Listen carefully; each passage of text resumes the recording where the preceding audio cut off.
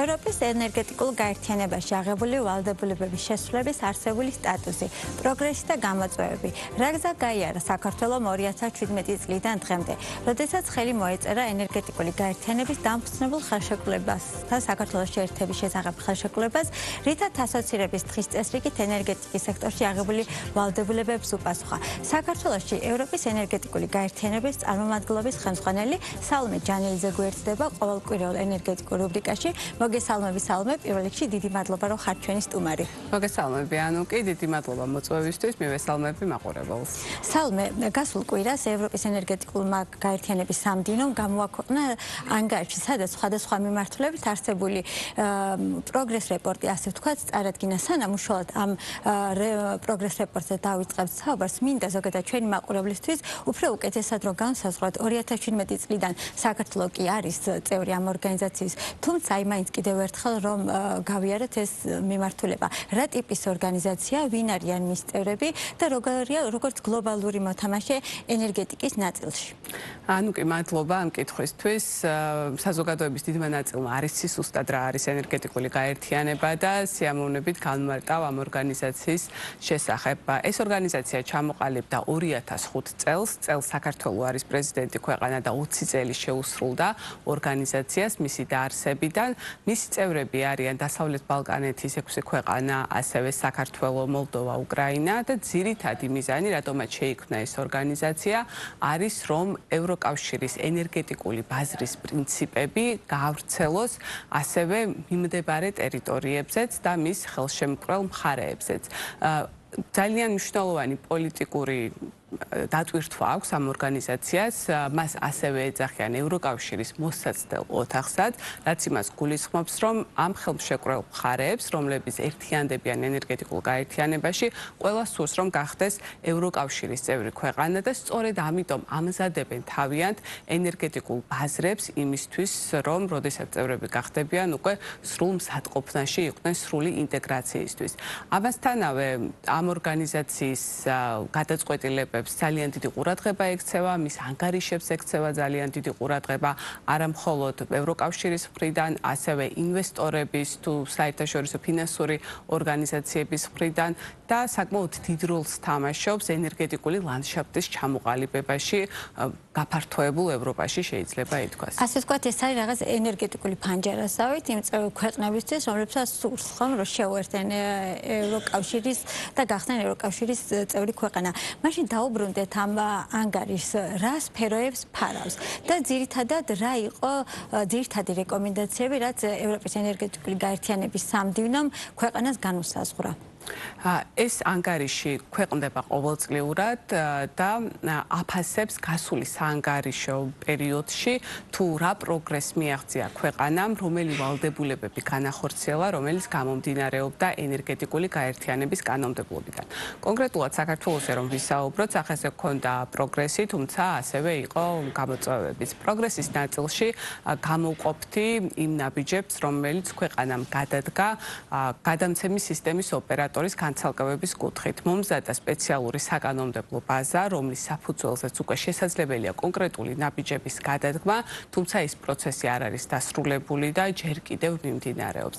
გარდა ამისა, მნიშვნელოვანი იყო პროგრესის თვალსაზრისით ბუნებრივი გაზის სექტორში მომზადდა დოკუმენტები, რომლებიც ხელს შეუწყობს ქვეყნის ენერგეტიკულ უსაფრთხოებას ბუნებრივი გაზის სექტორში და ამასთანავე, მაგალითად, სემეკმაც საკმაოდ მნიშვნელოვანი გადაწყვეტილება მიიღო, როდესაც შემოიღო ნეტო დარიცხვა და ამ ნეტო დარიცხვით ეტაპობრივად სრულად ჩანასხდება ნეტო აღრიცხვა, ვინაიდან ეს მექანიზმი, ანუ ნეტო დარიცხვას გულისხმობ, არის ევროპულ მოთხოვნებთან თავსებადი და ამავდროულად არის უფრო მდგრადი მექანიზმი ეგრეთ წოდებული პროსიუმერების დასახალისებლად, ანუ ისეთი მომხმარებლების, რომლებიც ამავდროულად თვითონაც გამოიმუშავებენ ელექტროენერგიას. რაც შეეხება გამოწვევებს, რომლის წინაშეც იდგა ქვეყანა ამ საანგარიშო პერიოდის განმავლობაში, ეს იყო მაგალითად ბაზრის სრულყოფილი გახსნა. თქვენ რა თქმა უნდა კარგად მოგეხსენებათ, რომ ელექტროენერგიის დღითადრე და დღიური ბაზრები ამოქმედდა გასულ წელს, თუმცა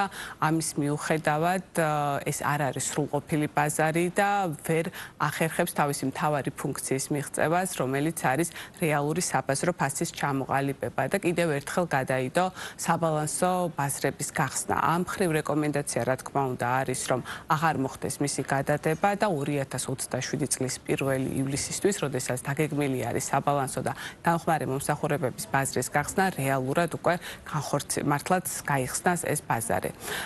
ასევე მაგალითად გამოწვევის კუთხით, როგორც აღვნიშნე, განცალკევებასთან დაკავშირებით პროგრესი იყო, თუმცა ეს სრულად არ არის დამთავრებული. კიდევ შეიძლება ეს პროცესი საკმაოდ გრძელვადიანია, ხო? ეს განხილვის რა თქმა უნდა, საკმაოდ გრძელვადიანია. ამ ანგარიში შეიძლება ნახვა სხვა ქვეყნების პროგრესიც შეგვიძლია რომ ნახოთ და რა თქმა უნდა, ყველას აქვს თავისი გამოწვევები, ყველას აქვს თავისი მიღწევები. ერთ-ერთი ყველაზე აქტიური ქვეყანა რეფორმების გახორციელების კუთხით არის მოლდოვა, რომელსაც ყველაზე მაღალი მაჩვენებელი აქვს, თუმცა ნამდვილად საქართველოს შემთხვევაშიც გარკვეული პროგრესი შეინიშნებოდა და იმედი გვაქვს, რომ სამომავლოდ კიდევ უფრო სწრაფად და უფრო ეფექტიანად გახორციელდება რეფორმები. აი მაჩვენებლებით რო ვისაუბროთ, ყველაზე კარგი მაჩვენებელი რეფორმის ნაწილში რა მიმართულებით გვაქვს და ძირითადად ჩამორჩენა თქვენ ბაზრის გახსნის გადავადება ახსენეთ. აი ამის გარდა თუ გამოყვა სამდივნო რამე ისეთი ჩამორჩენა, რაც კრიტიკულად მნიშვნელოვანია და მომავალ წელს გამოსასწორებელია, ან 2027 წელს როგორც არის დაგეგმილი. ნამდვილად არის ასეთი მიმართულებები. პირველ რიგში თუ შევადარებთ ელექტროენერგიისა და გაზის სექტორს, გაზის სექტორში რეფორმები არის ჯერ კიდევ საწყის ეტაპზე. ძალიან მცირე არის ამ მიმართულებით გაკეთებული და აუცილებელია რომ ტემპი აჩქარდეს და მინიმუმ ელექტროენერგიას მაინც დაეწიოს. შესაბამისად, ერთ-ერთი რეკომენდაცია და მიმართულება, რომელიც გამოყო სამდივნომ თავის ანგარიში არის სწორედ რეფორმები ბუნებრივი გაზის სექტორში. ეს გულისხმობს ასევე გადამცემი სისტემის ოპერატორების განცალკევებას, თუმცა გაზის სექტორში არც გამანაწილებელი სისტემის ოპერატორებია განცალკევებული და ძალიან მნიშვნელოვანია, რომ ეს ნაბიჯი დროულად გადაიდგას. ასევე, რა თქმა უნდა, ელექტროენერგიის და ბუნებრივი გაზის სექტორში ჯერ კიდევ ხდება საბოლოო სამოხმარებლო ფასების რეგულირება, რომელიც არ არის თავსებადი ევროპულ მოთხოვნებთან. გარდა ამისა, ქვეყანამ უნდა გადმოიტანოს ელექტროენერგიის ინტეგრაციის პაკეტი, რომელიც არის უახლესი პაკეტი რამდენიმე წლის წინ, რომელიც მიიღო ენერგეტიკულმა გაერთიანებამ და იგი მოიცავს მაგალითად განახლებულ ელექტროენერგიის დირექტივასა და რეგულაციას და მათი დანერგვა აუცილებელია იმისთვის, რომ მიღწეულ იქნეს ბაზრების ინტეგრაცია ენერგეტიკული გაერთიანების ფარგლებში.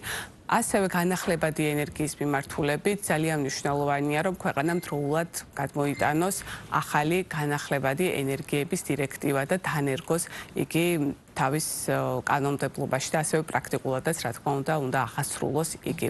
კიდევ ერთი მიმართულება, რომელიც გამოყვა ენერგეტიკულმა გაერთიანებამ თავის ანგარიში, არის ენერგოეფექტურობა. ამ მხრივ არის ძალიან მნიშვნელოვანი პროგრესი საქართველოს გაწევრიანებიდან, თუმცა მაინც არის დარჩენილი გარკვეული კანონქვემდებარე აქტები, რომელთა მიღებაც არის საჭირო. ასევე გამოყოფთი ნავთობის მიმართულებით აუცილებელია, რომ ქვეყანამ შექმნას სტრატეგიული რეზერვები ნავთობის, რომელთა გამოყენებაც მოხდება წინასწარ გაუთვალისწინებელი შემთხვევების დროს და ამ მხრივ აუცილებელია, რომ კანონი იქნას მიღებული, რომელზე მუშაობაც არის დაწყებული, თუმცა საჭირო არის, რომ უფრო დაჩქარდეს ეს პროცესი და დროულად დასრულდეს კანონის მიღება. სალომე, მე შესავალში ვახსენე, რომ 2017 წლიდან საქართველო გახდა ამ ორგანიზაციის ხელშემკრალი მხარე და აიღო ვალდებულება, რომ საუკეთესო პრაქტიკა ევროკავშირის დირექტივების რეგულაციების მოარგოს ეროვნულ კანონმდებლობას. თუმცა ეს ვალდებულებები იმ დროს, რაც იყო გადმოსატანი კანონმდებლობა, ეტაპობრივად ხდება ამის გადმოტანა, თუმცა როდესაც ევროკავშირის ენერგეტიკული გაერთიანება ახალ ენერგეტიკულ პაკეტზე მუშაობს, ამის გადმოტანის ვალდებულებაც საქართველოს ავტომატურად უჩნდება და თითქოს ეს ვალდებულებები ერთმანეთს ემატება. აი, სამიზნე მოდელი როგორ გამოიყურება, რისკენად საქართველოს მინისტრაფის და თქვენი წარმოდგენით, რომელი წლისთვის შეიძლება რომ ვიყოთ თანხვედრაში ევროპის ენერგეტიკულ კანონმდებლობასთან? ანუ კი ნამდვილად ასეა, როდესაც საქართველოს მიუერთდა ენერგეტიკულ გაერთიანებას, რა თქმა უნდა, მე უკვე აღნიშნე, რომ ეს 2005 წელს დაფუძნდა ეს ორგანიზაცია და ჩვენ მხოლოდ 2017-ში შევუერთდით მას. აქედან გამომდინარე, ერთბაშად დაგვხდა საკმაოდ მოცულობითი საკანონმდებლო ბაზა, რომელიც ძალიან მოკლე ვადებში უნდა დაგვენერგა და ასევე უნდა მოგვეხდინა მისი იმპლემენტაცია. ამ მხრივ ძალიან მნიშვნელოვანი პროგრესი უკვე განხორციელდა, მაგალითად მიღებულ იქნა ენერგეტიკისა და წყალმომარაგების შესახებ კანონი, მიღებულ იქნა საკანონმდებლო ბაზა ენერგოეფექტურობის კუთხით, სპეციალური კანონი მივიღეთ განახლებადი ენერგიის მიმართულებით და სხვა. თუმცა, როგორც შენ აღნიშნე, ნამდვილად ნელ-ნელა ემატება ახალი საკანონმდებლო ახალი აქტები ენერგეტიკული კანონმდებლობის ბაზას და რომლებიც, რა თქმა უნდა, ასევე სავალდებულო არის ქვეყნისთვის. ჩვენ შეიძლება ითქვას, რომ ცოტა უფრო უკეთეს მდგომარეობაში ვართ, ბრჭყალებში სხვა ქვეყნებთან შედარებით, იმის გათვალისწინებით, რომ სრულად არ ვრცელდება ხოლმე ეს ახალი კანონმდებლობა საქართველოზე და ამის მიზეზი არის ის, რომ ჩვენ უშუალოდ არ ვართ დაკავშირებული ევროპულ ენერგეტიკულ სისტემებთან. შესაბამისად, ის ვალდებულებები, რომლებიც შეეხება ტრანსსაზღვრო ურთიერთობებს საქართველოზე დღეს მდგომარეობით გარკვეულწილად გათავისუფლება. კი ბატონო, დღეს არ ვრცელდება, სანამ ასეთი კავშირის დამყარება არ მოხდება. რაც შეეხება, როდის შეძლებს საქართველოს სრულად იმპლემენტაციას ამ კანონმდებლობის, ამაზე პასუხი არ მაქვს.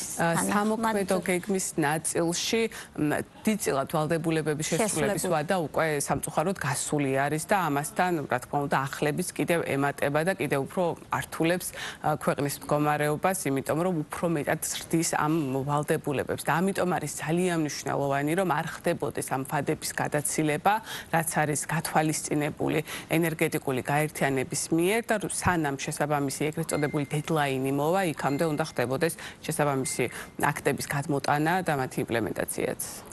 სალომე, ჩვენ პირველად გვაქვს შესაძლებლობა ამ ფორმატში იყოთ ჩვენი სტუმარი და ამიტომ გამოვიყენებ ამ შესაძლებლობას და იმ ფორუმზეც გითხავთ, რომელიც ენერგეტიკული გაერთიანების ორგანიზებით რამდენიმე კვირის წინ თბილისში გაიმართა. მოკლედ რო შევაჯამოთ ეს ფორუმი, რა იყო მთავარი გზავნილები და რა თემატიკას ეძღვნებოდა? მადლობა კითხვისთვის. ანუ კი ეს იყო ენერგეტიკული გაერთიანების ყოველწლიური აქტივობა, თუმცა საქართველოში პირველად გაიმართა და ძალიან მნიშვნელოვანი იყო ეს ქვეყნისთვის. ეს არის სამართლიანი ტრანზიციის იგივე გადასვლის ფორუმი, რაც გულისხმობს იმას, რომ მისი თემატიკა არის როგორ უნდა ხდებოდეს მოწყვლადი ინტერესების დაცვა ტრანზიციის პროცესში. ტრანზიცია გულისხმობს ენერგეტიკული ტრანზიცია წიაღისეული საწვავის ეტაპობრივად ჩანაცვლებას განახლებადი ენერგიით და ამ პროცესში, რა თქმა უნდა, ზოგიერთი ჯგუფებისთვის უფრო რთულია გამოწვევებთან გამკლავება. ძირითადი მესიჯები, რაც გაჟღერდა ამ ფორუმზე იყო ის, რომ აუცილებელია განსაკუთრებული პრიორიტეტი მიენიჭოს ენერგეტიკული სიღარიბის აღმოფხვრას. ასევე ძალიან მნიშვნელოვანი არის ლოკალური ადგილობრივი საზოგადოებების გაძლიერება, მათთვის შესაბამისი ცოდნის მიწოდების გზით და ამავდროულად ჩვენ ასევე არ უნდა დაგვავიწყდეს, რომ ენერგეტიკულ ტრანზიციას უკავშირდება საკმაოდ ბევრი სარგებელი და ასეთად მაგალითად შეგვიძლია გამოვყოთ განახლებადი ენერგიის სექტორში ახალი სამუშაო ადგილების შექმნა. რაც ძალიან მნიშვნელოვანია. სალომე, ჩვენი საუბრის დასასრულს მინდა შევეხო სამომავლო გეგმებს აღნიშნული ორგანიზაციის წელს საქართველო იყო თავმჯდომარე ქვეყანა, თუმცა ესეც როტაციის წესით მომავალ წელს სხვა ქვეყანა გახდება. როგორ ხდება პრიორიტეტების განსაზღვრა წლის ჭრილში და მომავალ წელს რა აქვს ორგანიზაციას მთავარი პრიორიტეტული მიმართულებები განსაზღვრული? პრიორიტეტები ზოგადად განისაზღვრება იმ გამოწვევების მიხედვით, რომელიც დგას ორგანიზაციის ხელშემკრელი მხარეების წინაშე. სამომავლოდ 2026 წელს ასეთი გამოწვევები კვლავ რჩება ენერგეტიკული ბაზრების ინტეგრაცია, ასევე მევახსენე ელექტროენერგიის ინტეგრაციის პაკეტი, რომლის გადმოტანის ვალდებულება საქართველოს აქვს და ასევე სხვა ქვეყნებსაც ევალებათ, რომ სრულად უზრუნველყონ თავიანთ კანონმდებლობაში შესაბამისი აქტის გადატანა. ამ მხრივ ეს იქნება ერთ-ერთი მთავარი პრიორიტეტი, იმიტომ რომ ამ აქტების გარეშე პრაქტიკულად შეუძლებელია ენერგეტიკული ბაზრების ინტეგრაცია და მათი დაწყვილება, ასევე ძალიან მნიშვნელოვანი მიმართულება იქნება კლიმატი, ეგრეთ წოდებული MRV სისტემები, რომელიც გულისხმობს ემისიების მონიტორინგს, შეფასებას და ანგარიშგებას და ძალიან მნიშვნელოვანი ნაწილია იმისთვის, რომ ემისიების შემცირების ანგარიშგება სწორად ხდებოდეს, ასევე ენერგეტიკული უსაფრთხოება ისე რჩება, რა თქმა უნდა, ერთ-ერთ მთავარ პრიორიტეტულ მიმართულებას ორგანიზაციისთვის. სალომე, ძალიან დიდი მადლობა გისურვებთ წარმატებებს. მაყურებელს შევახსენებ, რომ ჩვენი სტუმარი იყო ევროპის ენერგეტიკული გაერთიანების წარმომადგენლობის ხელმძღვანელი საქართველოში სალომე ჯანელიძე.